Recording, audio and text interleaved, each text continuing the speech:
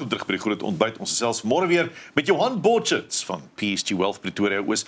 Ons praat bietjie oor buitelandse uitblinkers in hulle portefeulje. Goeiemôre Johan. Môre julle, is lekker om hier te wees. Lekker om jou te hê, jong. Kom ons praat bietjie oor die markte. Wat het die afgelope week in die markte gebeur? Ja, interessante week gewees. Ons sien vir die eerste keer in 3 weke laasweek dat die Amerikaanse beurse nie nuwe hoogtepunte bereik het nie sterker geëindig het nie. En dit was maar hoofsaaklik omdat die voorsitter van die Amerikaanse Federale Raad het gesê hy is bekommerd oor die waardasievlakke op aandele. So dit het markte bietjie onder druk gesit of bietjie angstig gemaak. Maar toe Vrydag in Amerika het hulle inflasie leidende indikator het daarom binne teikenvlakke ingekom. So markte het daarom gister en Vrydag aand bietjie sterker weer gesluit. So internasionale markte trap 'n bietjie water, maar hier plaaslik het ons JSE net nie einde nie, nê. Men gister gesluit op 107.940 punte.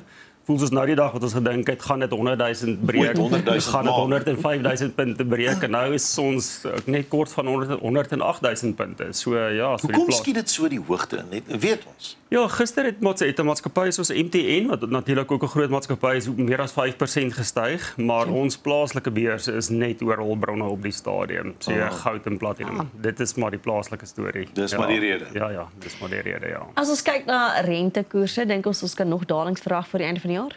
Ja, ek dink rentekoerse is maar iets wat almal elke dag oor vra wat gaan gebeur as 'n klomp mense wat met kontant sit, mense wat nog bietjie wil geld belê, weet jy wat met markte gebeur nie.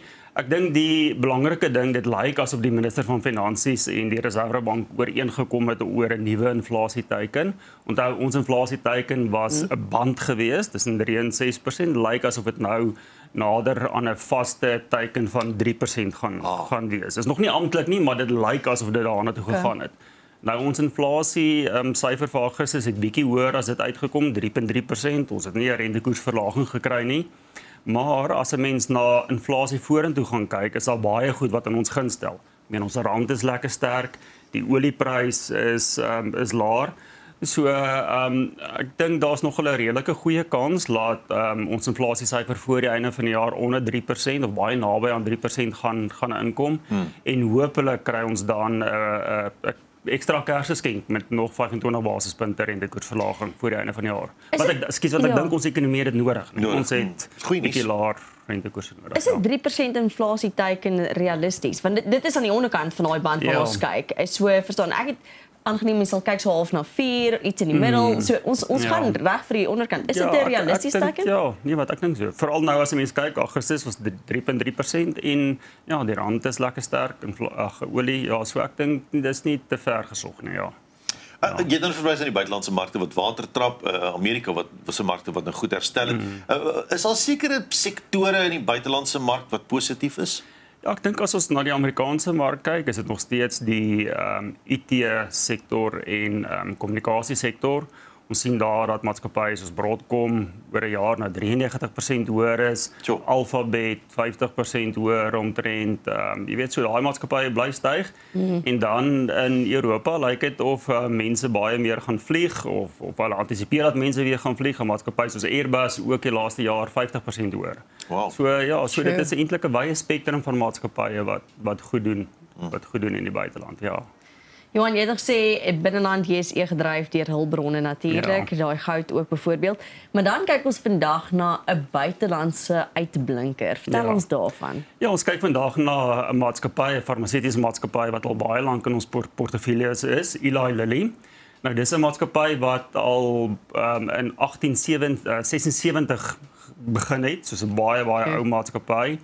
Hulle het in 1923 die eerste keer insulien kommersieel beskikbaar gestel. Ek dink hulle eerste groot breek daarna was in 1986 toe hulle Prozac vir die mark bekend gestel het. So ek dink daar's baie van die mense wat al ergens in hulle lewe een of twee Prozacs gedrink het. Jy weet, so Eli Lilly is die vader van of die moeder van Prozac, as mense dit so kan sê.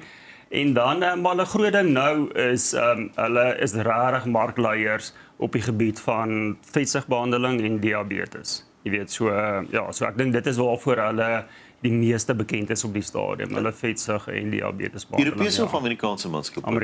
Amerikaanse maatskappy, interessant. Die aandeleprys oor die afgelope 10 jaar, ek kyk nou van 2015 af op baie grafiek. Dit is merkwaardig die groei in die laaste 10 jaar. Ja. Nee, as 'n mens so na dit kyk, 27.7% per jaar. Meer as 1000%, jy weet die afgelope tyd. En dan kyk en ek meen hierdie vlakke is eers nie tot by sy hoogtepunt wat hy bereik het nie. Jy weet hy het nou 'n bietjie afgekom. Jy weet so dit was op 'n stadium was dit nog hoër geweest. Maar regtig 'n ongelooflike storie. Ja, baie goeie storie. En goeie produkte wat hulle het. So ja, ons is baie gelukkig dat ons hom al lank in die portefeuilles het, ja.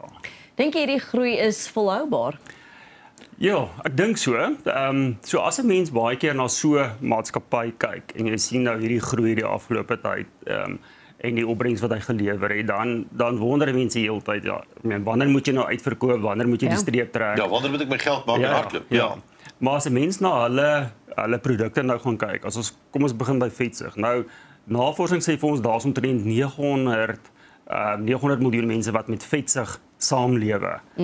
Net 2.2 miljoen van daarvan is op voorgeskrewe medikasie. So is nog 'n klein fraksie van dit. So hulle kan daai vetsugmark met hulle voorgeskrewe medikasie kan hulle nog baie penetreer, baie groei daar. Maar ek dink die ander ding ook diabetes. Jy weet, ek dink daar's so ongeveer 570 miljoen mense wêreldwyd wat met diabetes saamlewe of sukkel met dit.